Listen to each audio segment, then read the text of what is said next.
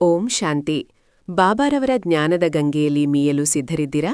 ಶಿವವಾಣಿ ಚಾನೆಲ್ನ ಇಂದಿನ ಈ ವಿಶೇಷ ಸಂಚಿಕೆಗೆ ನಿಮ್ಮೆಲ್ಲರಿಗೂ ಪ್ರೀತಿಯ ಸ್ವಾಗತ.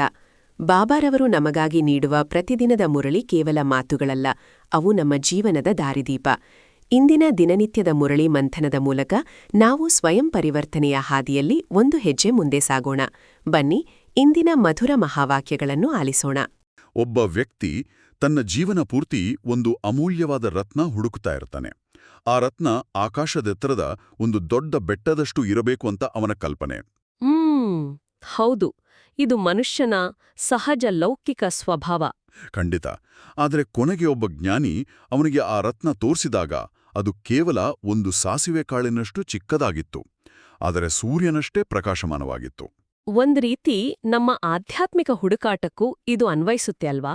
ನಾವು ಪರಮಾತ್ಮನನ್ನ ಬೃಹತ್ತಾದ ಆಕಾರಗಳಲ್ಲಿ ಹುಡುಕ್ತೀವಿ, ಆದ್ರೆ ಶಿವಬಾಬಾ ಅವರು ನಮಗೆ ತಿಳಿಸುವ ಸತ್ಯ ನಮ್ಮ ಇಡೀ ದೃಷ್ಟಿಕೋನವನ್ನೇ ಬದಲಾಯಿಸುತ್ತೆ.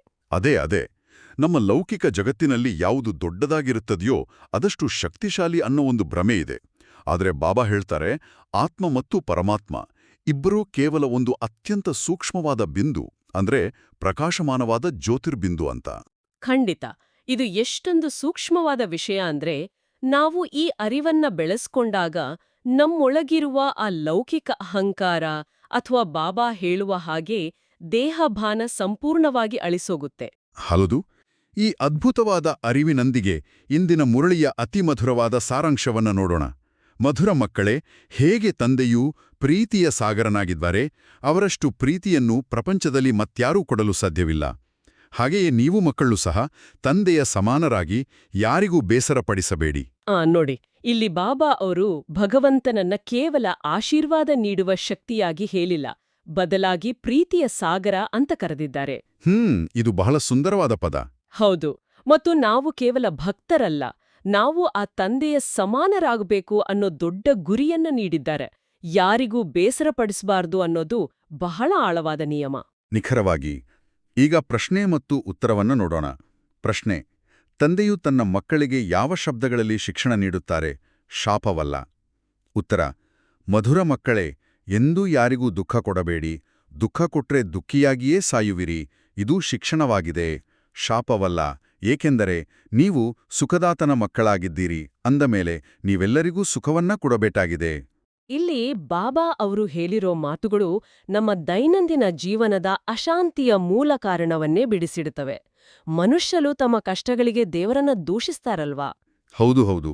ದೇವರೇ ಒಮ್ಮೆ ಶಾಪ ಕೊಟ್ಟಿದ್ದಾನೆಂತ ನಂಬುತ್ತಾರೆ. ಖಂಡಿತ.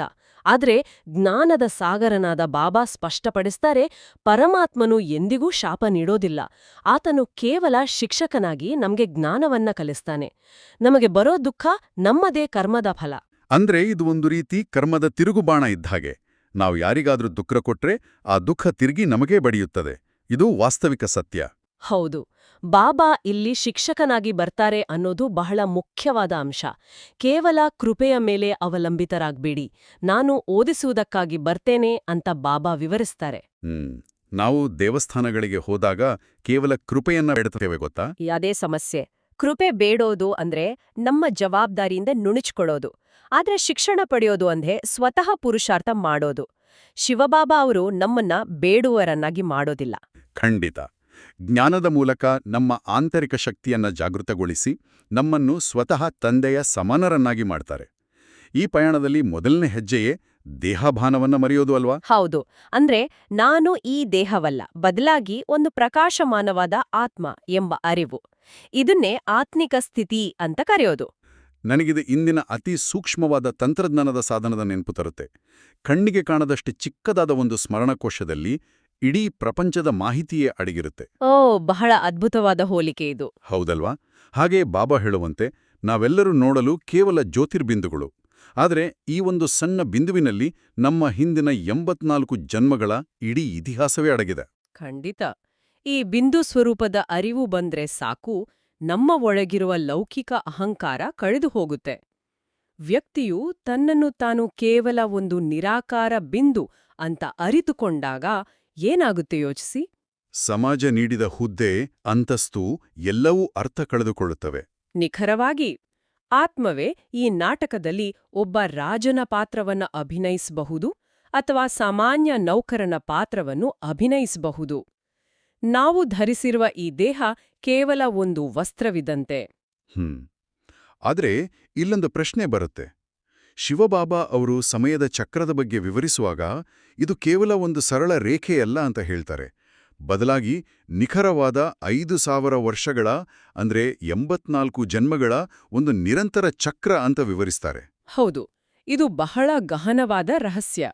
ಬಾಬಾ ಹೇಳ್ತಾರೆ, ಸತ್ಯಯುಗದಲ್ಲಿ ಮನುಷ್ಯರ ಆಯಸ್ಸು 125ರಿಂದ 150 ವರ್ಷಗಳಿರುತ್ತದೆ ಮತ್ತು ಅಲ್ಲಿ ಸಂಪೂರ್ಣ ಸುಖವಿರುತ್ತದೆ.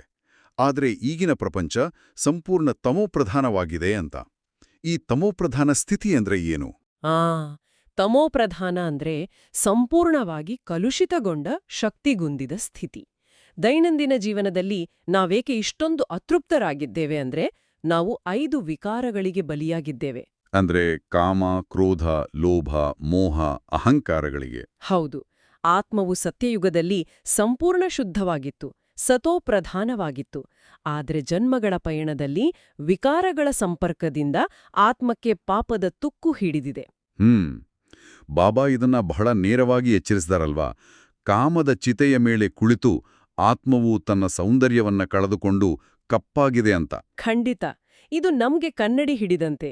ನಾವು ಎಷ್ಟು ಕಲುಷಿತರಾಗಿದ್ದೇವೆ ಅನ್ನೋದನ್ನ ಬಾಬಾ ಸ್ಪಷ್ಟವಾಗಿ ತೋರಿಸ್ತಾರೆ. ಇದನ್ನ ಕೇಳಿದಾಗ ನನ್ಗೆ ದೀಪ ಮತ್ತು ಎಣ್ಣೆಯ ಉದಾಹರಣೆ ನೆನಪಾಗತ್ತೆ. ಸತ್ಯಯುಗದಲ್ಲಿ ದೀಪ ಪೂರ್ಣವಾಗಿ ಎಣ್ಣೆಯಿಂದ ತುಂಬಿ ಬೆಳಗುತ್ತಿರ್ತದೆ. ಹೌದು ಹೌದು. ಆದರೆ ಕಾಲಕ್ರಮೇಣ ಕಲಿಯುಗದ ಅಂತ್ಯದಲ್ಲಿ ಆ ತೈಲವೆಲ್ಲವೂ ತೀರಿದಾಗ ದೀಪದ ಜ್ವಾಲೆ ನಂದಿ ಹೋಗುವ ಹಂತಕ್ಕೆ ಬರ್ತದೆ. ಆದರೆ ಬಾಬಾ ಅವರು ಈ ಹಳೆಯ ಪ್ರಪಂಚ ಖಂಡಿತ ವಿನಾಶವಾಗುತ್ತೆ ಅಂತ ಹೇಳಿದಾಗ ಒಂದು ಕ್ಷಣ ಭಯವಾಗುತ್ತೆ ಗೊತ್ತಾ? ಅದು ಸಹಜ. ವಿನಾಶ ಅನ್ನೋ ಪದ ಕೇಳಿದ ತಕ್ಷಣ ಜನರಿಗೆ ಆತಂಕ ಆಗುತ್ತೆ. ಹೌದು. ಪ್ರಪಂಚ ನಾಶದತ್ತ ಸಾಗುತ್ತಿದೆ ಎಂಬುದನ್ನ ಕೇಳಿ ಜನರು ಭಯಪಡುವ ಬದಲು ನಾವಿದನ್ನ ಸಕಾರಾತ್ಮಕವಾಗಿ ಸ್ವೀಕರಿಸುವುದು ಹೇಗೆ? ಇದು ಒಂದು ರೀತಿ ನಿರಾಶವಾದ ಅಂತ ಅನ್ಸಲ್ವಾ? ನೋಡಿ, ಇಲ್ಲಿ ನಾವು ಬಾಬಾ ಅವರು ನೀಡುವ ಆಳವಾದ ಜ್ಞಾನವನ್ನ ಅರ್ಥ ಮಾಡಿಕೊಳ್ಳಬೇಕು.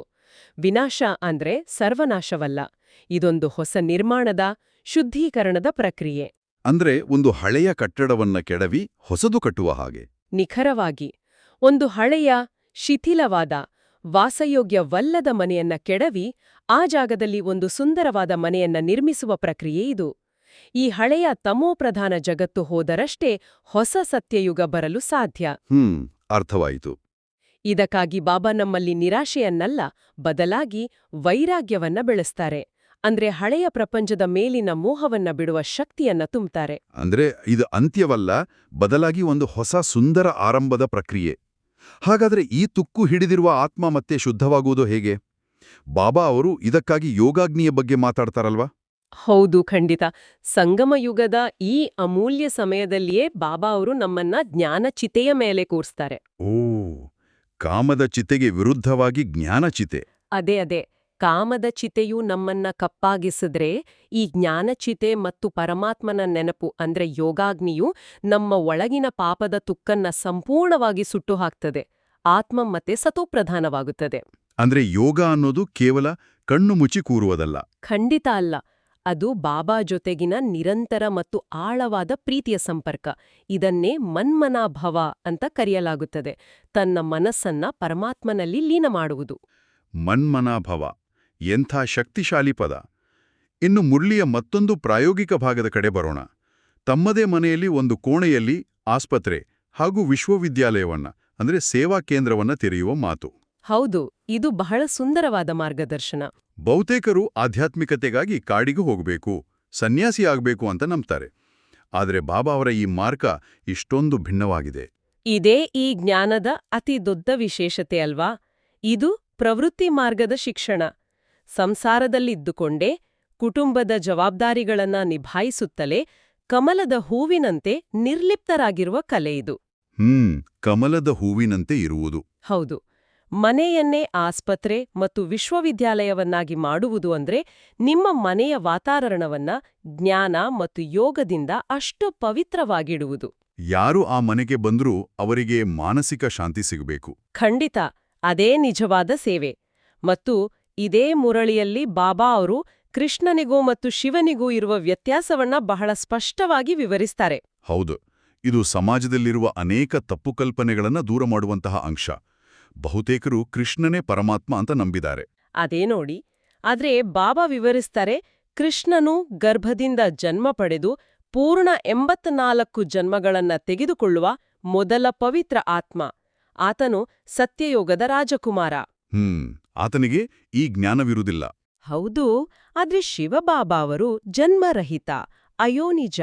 ಅವರು ಸದಾಕಾಲಕ್ಕೂ ಜ್ಞಾನದ ಸಾಗರ. ಈ 5000 ವರ್ಷಗಳ ಇತಿಹಾಸವನ್ನ ನಮಗೆ ಕಲಿಸುವ ಏಕೈಕ ಶಿಕ್ಷಕ ಶಿವಬಾಬಾ ಮಾತ್ರ. ಶ್ರೀಮತವನ್ನ ನೀಡುವವರು ಅವರು ಮಾತ್ರ. ಬಹಳ ಸುಂದರವಾದ ಮತ್ತು ಆಳವಾದ ಮಂಥನ.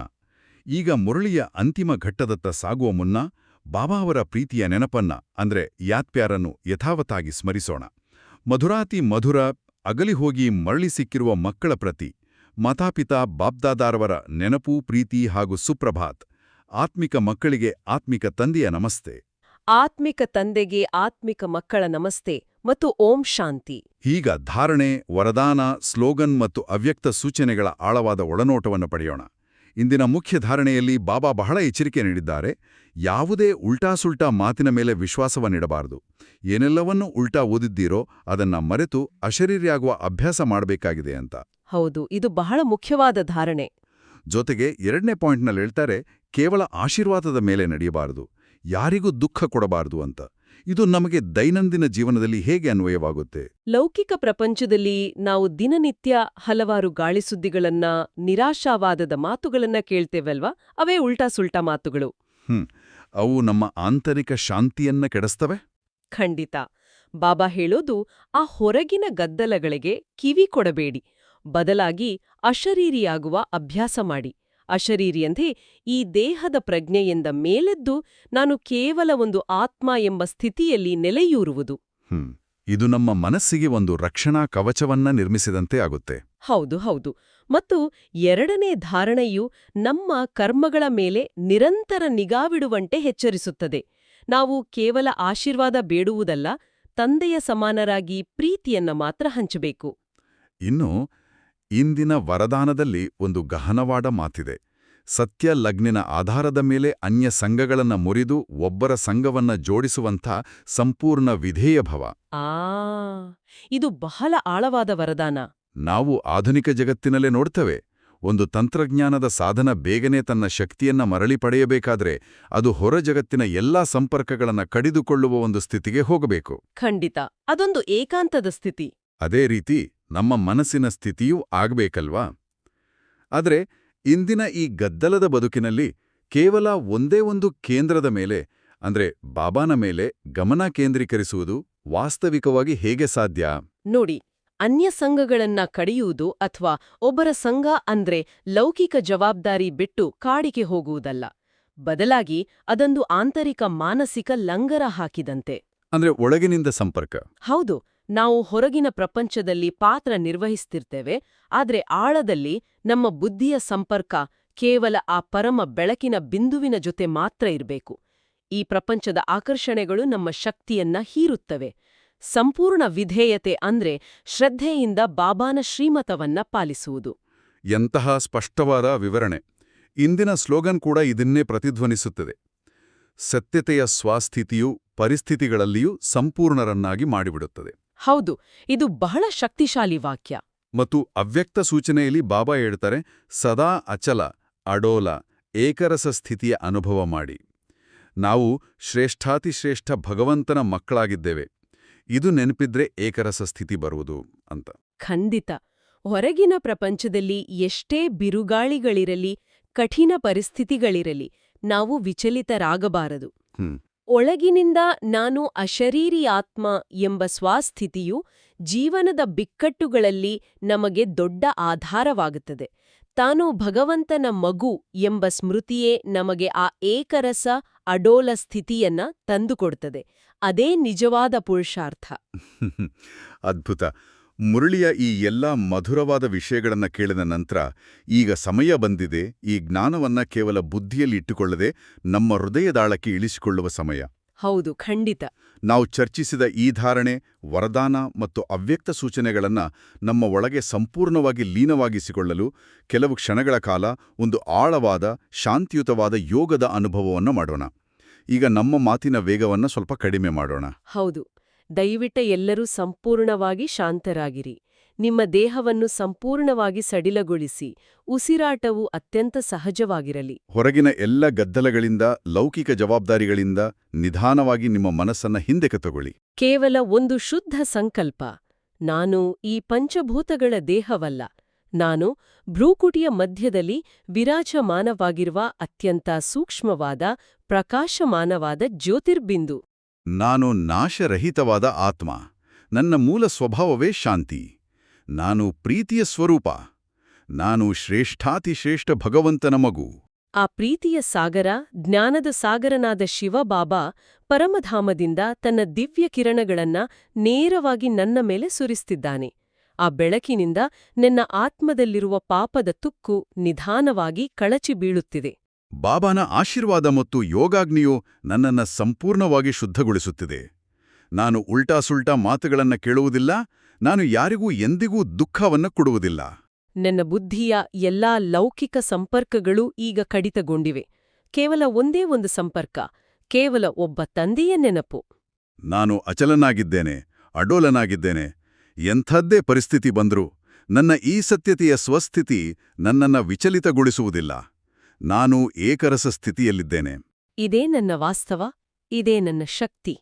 ಈ ಆಳವಾದ, ಅನಂತವಾದ ಶಾಂತಿಯಲ್ಲೇ ಕೆಲವು ಕ್ಷಣಗಳ ಕಾಲ ಮನ್ಮನಾಭವ ಸ್ಥಿತಿಯಲ್ಲಿ ತಲ್ಲೀನರಾಗೋಣ. ಶಾಂತಿ. ಓಂ ಶಾಂತಿ. ಓಂ ಶಾಂತಿ. ಒಟ್ಟಾರೆಯಾಗಿ ಇಂದಿನ ಮುರಳಿಯ ಈ ಗಹನವಾದ ಮಂಥನವು ನಮ್ಮನ್ನ ಎಚ್ಚರಿಸುವ ಒಂದು ಸುಂದರವಾದ ಪಯಣವಾಗಿದೆ. ಹೊರಗಿನ ಬೃಹತ್ ಪ್ರಪಂಚದಲ್ಲಿ ಕಳೆದು ಹೋಗಿದ್ದ ನಮ್ಮನ್ನ ಆ ಪುಟ್ಟ ಪ್ರಕಾಶಮಾನವಾದ ಬಿಂದುವಿನಡೆಗೆ ತಂದಿದೆ. ಕೇವಲ ಬೀಳುವುದನ್ನ ಬಿಟ್ಟು ಭಗವಂತನನ್ನ ಶಿಕ್ಷಕನಾಗಿ ಸ್ವೀಕರಿಸಿ ನಮ್ಮದೇ ಮನೆಯಲ್ಲಿ ಜ್ಞಾನದ ವಾತಾವರಣವನ್ನು ನಿರ್ಮಿಸುವ ಶ್ರೇಷ್ಠ ಮಾರ್ಗವನ್ನು ನಾವು ಕಂಡುಕೊಂಡೆವು. ಹೌದು, ಇದು ನಮ್ಮ ಜೀವನವನ್ನೇ ಬದಲಾಯಿಸುವ ಜ್ಞಾನ.